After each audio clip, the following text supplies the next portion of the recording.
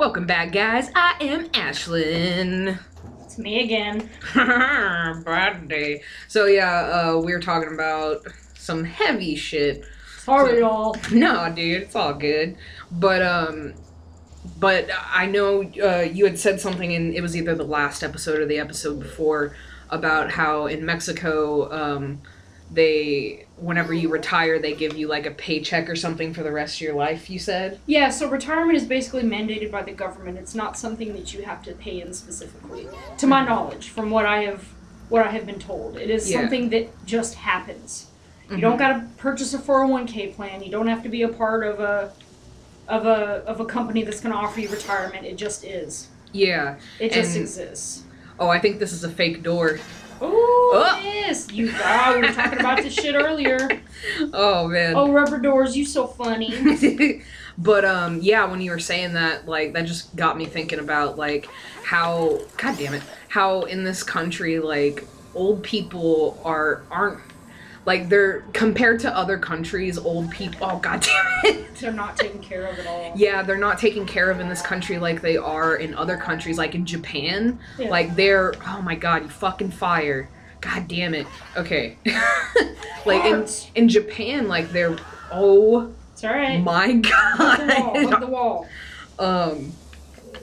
In Japan, they're revered. Yeah. The elders are revered, and not even just Japan. It's like in a lot of cultures, elders are treated with so much respect, and in this country, they're just not. Yeah, they're throwaways. They can no longer participate in the economy, and they can't work. So who cares? Yeah, and that's so sad. Yeah. Like, because they've pretty much, like, they've contributed to society for so many years, and then they get to a certain age and it's like, and they're just fucking mistreated. And especially like in because I don't know if this is true, but I've heard that in Texas it's like the what are they called, where when families can't take care of their elders anymore, and they put them in homes. Put them in homes, yeah. Yeah, like, in Texas is like one of the worst places for these homes. Like, the elders are mistreated so badly. Yeah. Like, I heard that somewhere, and I don't know if that's true, but... Well, you also have to look at, like, when you're looking at statistics on Texas as well, we have, I believe, the second highest population in the United States. Oh, so yeah. our statistics are obviously going to be higher because we have more people per capita. Like, that's just the way it's going to be. That's true. So you have to take that in consideration as well. Now, we've always been kind of pinned in Texas as some backwoods. You ride horses everywhere and everybody lives in the sticks. Yeah. Look at this fucking rubber door. What an asshole. I think I have to place a bomb. And, but it's not always like that, you know, especially where we're at now. It's a high-profile place, and everybody's wanting to be here. Yeah. So it's like, it's one of those things that, you know, the standards are so low in those places. You know what I mean? Like, anybody can get those jobs.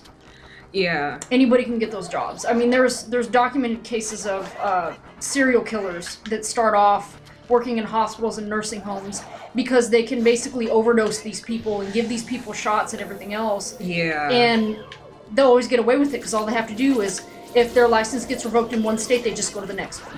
Oh, fuck, dude. Yeah, so it's just one of those things that it's not, to me, it's not regulated enough. Yeah, especially, like, because with my grandma, her body is, she's getting older, of course, and she, you know, her body is failing her and stuff, so, oh shit, we have people come to her house and do her laundry, and, you know, clean her house and all that good stuff, and, but for a while, we just couldn't get fucking good people at all to help her. It's like these fucking companies weren't doing any fucking research on their fucking employees. You need no education to work in home health care. Like, but even still, like, just looking at the, okay. We're doing the right thing. Like, just, I don't know, just doing maybe background checks, or just something so that they know that it's a good person that they're hiring. Like, there was this one person who came to my grandma's house, and who was supposed to be cleaning her house and shit, and she would fucking take a nap on the goddamn, on her fucking couch whenever she was supposed to be cleaning her house. Yeah. And she would go into my grandma's fridge and start eating her food without even asking my grandma. Yeah. And that shit, like, pissed me off. And but we did finally find somebody that's good. Well, Where was I going? You're gonna look there, oh shit. right there. Oh god. Yep. Okay. Knew it. But yeah, we finally found somebody good. But it's just like, dude, fucking, it can't be that hard to actually try to just look at your fucking employees. Well, you know? that's the thing, and that applies to a lot of jobs as well. It's like anybody can look good on paper. Yeah. Anybody can look good in an interview, but when you get somebody in a real life, in the actual job situation itself, they could be a total piece of fucking shit. Yeah. You never know until that person actually starts working, because like I said, to work in home healthcare, anybody can do it. Me and you can do it. Yeah. All you got to do is apply. Because people don't want to do those jobs. Yeah. You know what I mean? So they're going to be in need of it. Yeah, because you know, you have to bathe the elders as well, and and I can understand that, like, not a lot of people want to do that. It's still fucked up that there's no standard. Yeah. For it. You know what I mean? Like, why isn't there any rules set in place? Yeah. You know, because it's older people and it's fucking whatever. You know what I mean? Yeah, like, and it's just like, it's people, I mean, like, especially in this country, of course, like, the elders are just like fucking abused. Yeah. You know, by people who are supposed to be taking care of them. Yeah. It's just such bullshit. Yeah. We just don't have. And I honestly feel like it's a societal thing. Oh, because yeah. in a lot of other cultures, it's a cultural thing. It's a society thing. This is the way we function. Yeah. You know, I feel like a lot of rules and a lot of laws are based upon that. It's how the country is ran. Like we were talking about with the Muslims, they run their country a certain way. Japan, that's their culture. You know what I mean? Like, we don't have that. You know what I mean? Yeah. And it sucks even more, like going back to the money thing, is that if a person didn't have any wealth set up for themselves, they end up going into these retirement homes, in these nursing homes where they are abused, because it's basically like they're moving into low-income housing. They're only going to get what they can get by how much they're getting from Social Security or whatever else that they have set back. Yeah. So the whole situation, the way the whole system for it, there's no interest in it. There's no money in it. So there's no law or anything to sit there and regulate it. You know what I mean? Where are we at? I don't know. We're just kind of... Oh, yeah, I gotta... Fuck yeah. What's the other... Is that it? Okay, cool. Do it! Sweet, get the fuck out. How does that work, though? I hit it, and it slowly shrinks and eventually just disintegrates. Maybe he's just scared of hammers. He's like, I'm a rock, it makes me nervous. Rock, paper, scissors. Rock, paper, hammer, I don't know. Oh, God. Of generations past. Yeah, but it is unfortunate. I mean, it's just, and you know what, the thing that sucks about it is we're all gonna get there. Yeah, that's something I don't look forward to. Yeah, like, we're all gonna get there. like whenever I was smoking cigarettes, I actually quit recently. I started I started vaping, which yes, people, I know vaping is not 100% healthy for you, but it's definitely better for you than smoking cigarettes. I can give one little point on that because I'm adamant about that as well, and I'm not going to go in depth like I did with the healthcare thing, sorry. But I have blood work done every 6 months, and I do a high-sensitivity CRP test, and that's for levels of inflammation in my body. And the first month that I had quit smoking and went and taken my blood work, it went down 2 points. Damn, son. So the inflammation in my body went down 2 points just from that, and that was just the first month. Dang. So that's pretty awesome. But oh shit. What was I saying about I used to... It's not 100% better, but... Yeah, but what... Before I said... We're talking about getting old. And oh, yeah, that's right. So whenever I used to smoke, I was like, yeah, man, I don't even want to get old. Yeah. You know, I was like, man, if I just keep smoking, maybe I'll die early. And that's a horrible thing to say. Oh my god. That's such a horrible thing to say, but it's like, die young. I just live fast and die young. I don't look forward to getting old. Like, the whole memory thing, the whole, like, your body fails you, and it's just, it's a scary thing, especially whenever, like, I see it happening to my grandma. Yeah. You know, and to your grandma as well. Oh, yeah.